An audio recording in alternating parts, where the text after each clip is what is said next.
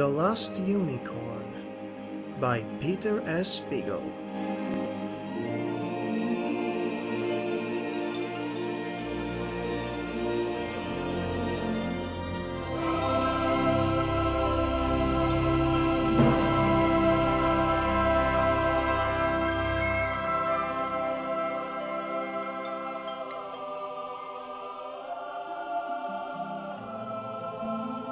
Chapter 1. The unicorn lived in a lilac wood, and she lived all alone. She was very old, though she did not know it, as she was no longer the careless color of sea foam, but rather the color of snow falling on a moonlit night. But her eyes were still clear and unwearied, and she still moved like a shadow on the sea. She did not look anything like a horned horse, as unicorns are often pictured, being smaller and cloven-hoofed, and possessing that oldest, wildest grace that horses had never had, that deer had only in a shy, thin imitation and goats in dancing mockery. Her neck was long and slender, making her head seem smaller than it was, and her mane that fell almost to the middle of her back was as soft as a dandelion fluff, and as fine as cirrus.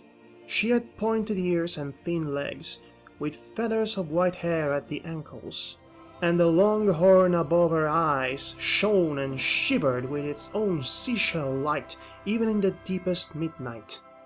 She had killed dragons with it, and healed a king whose poison wound would not close, and knocked down ripe chestnuts for bear cubs. Unicorns are immortal. It is their nature to live alone in one place, usually a forest where there is a pool clear enough for them to see themselves, for they are a little vain, knowing themselves to be the most beautiful creatures in all the world, and magic besides. They mate very rarely, and no place is more enchanted than one where a unicorn has been born. The last time she had seen another unicorn, the young virgins who still came seeking her now and then had called to her in a different tongue. But then she had no idea of months and years and centuries, or even of seasons.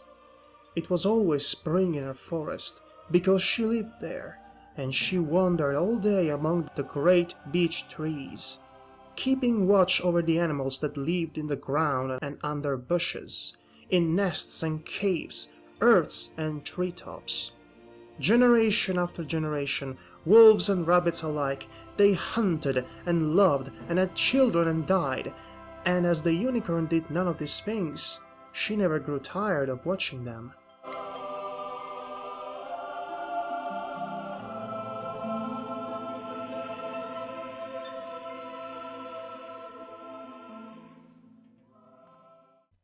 One day it happened that two men with long bows rode through the forest, hunting for deer. The unicorn followed them, moving so warily that not even the horses knew she was near.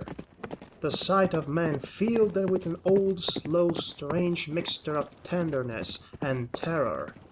She never let one see her if she could help it, but she liked to watch them ride by and hear them talking. "I mislike the feel of this forest," the elder of the two hunters grumbled. "Creatures that live in a unicorn's wood learn a little magic of their own in time, mainly concerned with disappearing, will find no game here." "Unicorns are long gone," the second man said. "If, indeed, they ever were. This is a forest like any other. Then why do the leaves never fall here, or the snow? I tell you, there is one unicorn left in the world. Good luck to the lonely old thing, I say. And as long as it lives in this forest, there won't be a hunter takes so much as a titmouse home at his saddle. Ride on, you'll see. I know their ways, unicorns." "From books," answered the other. "Only from books and tales and songs. Not in the reign of 3 kings has there been even a whisper of a unicorn seen in this country or any other. You know no more about unicorns than I do, for I've read the same books and heard the same stories, and I've never seen one either." The first hunter was silent for a time, and the second whistled sorely to himself. Then the first said, My great-grandmother saw a unicorn once. She used to tell me about it when I was little." "Oh, indeed? And did she capture it with a golden bridle?" "No, she didn't have one. You don't have to have a golden bridle to catch a unicorn. That's part the fairy tale. You need only to be pure of heart." "Yes, yes," the younger man chuckled. "Did she ride her unicorn then, bareback under the trees like a nymph in the early days of the world?" "My great-grandmother was afraid of large animals," said the first hunter. "She didn't ride it, but she sat very still, and the unicorn put its head in her lap and fell asleep. My great-grandmother never moved till it worked." "What did it look like?" "Pliny describes the unicorn as being very ferocious, similar in the rest of its body to a horse, with the head of a deer, the feet of an elephant, the tail of a bear, a deep bellowing voice, and a single black horn, 2 cubits in length, and the Chinese—" "My great-grandmother said only that the unicorn had a good smell. She never could abide the smell of any beast, even a cat or a cow, let alone a wild thing, but she loved the smell of the unicorn. She began to cry once, telling me about it. Of course, she was a very old woman then, and cried at anything that reminded her of her youth. Let's turn around and hunt somewhere else," the second hunter said abruptly. The unicorn stepped softly into a thicket as they turned their horses, and took up the trail only when they were well ahead of her once more. The man rode in silence until they were nearing the edge of the forest, when the second hunter asked quietly, "Why did they go away, do you think? If there ever were such things. Who knows? Times change. Would you call this age a good one for unicorns?"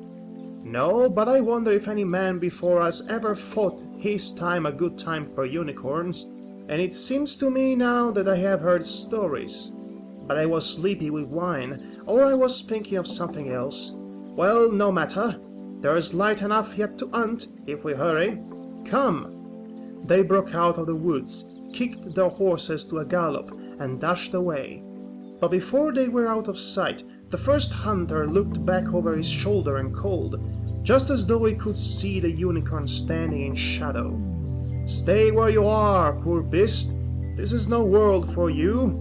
Stay in your forest and keep your trees green and your friends long-lived. Pay no mind to young girls, for they never become anything more than silly old women. And good luck to you."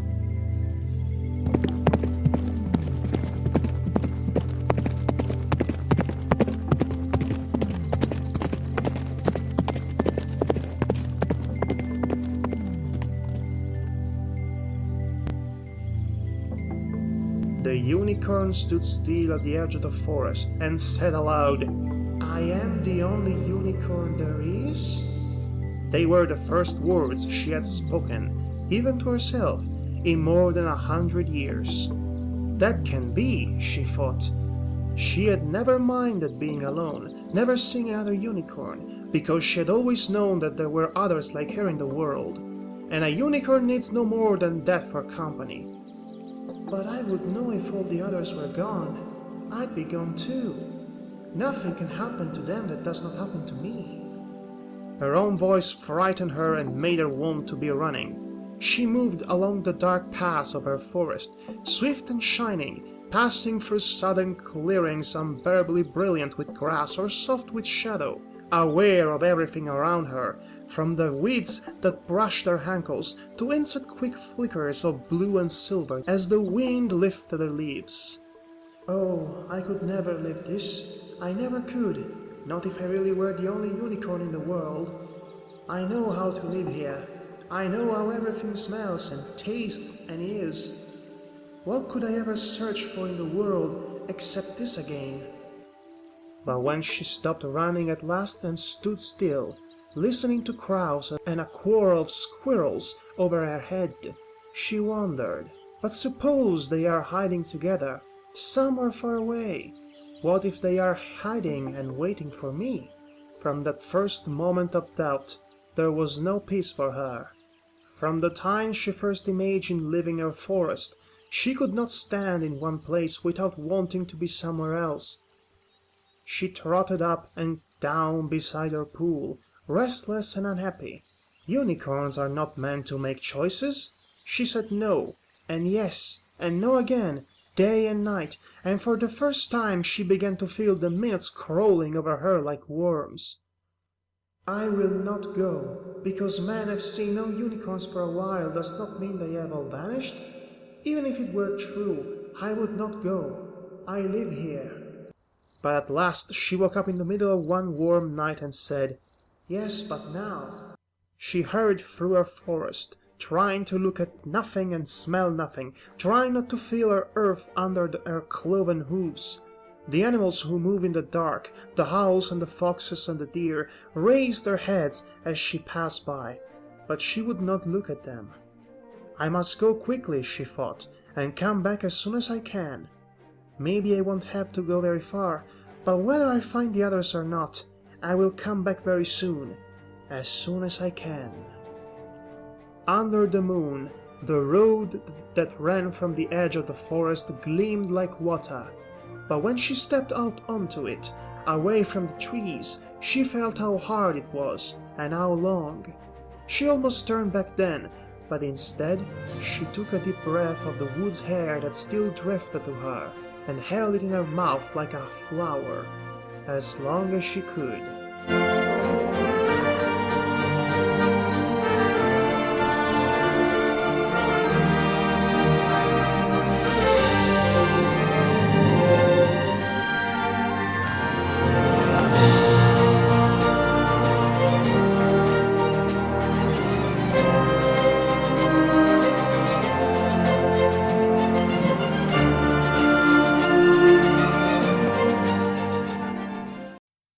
Go.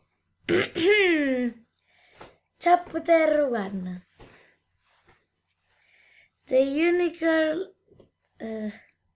Lived. lived in a lilac wood, and she lived all alone. Mm-hmm. She was very old.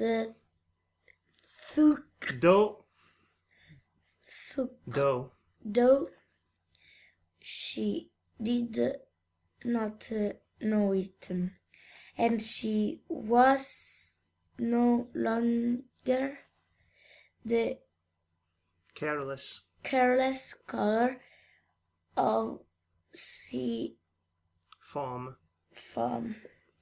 but rather the color of snow falling on a moonlit night. Okay, that's enough of that.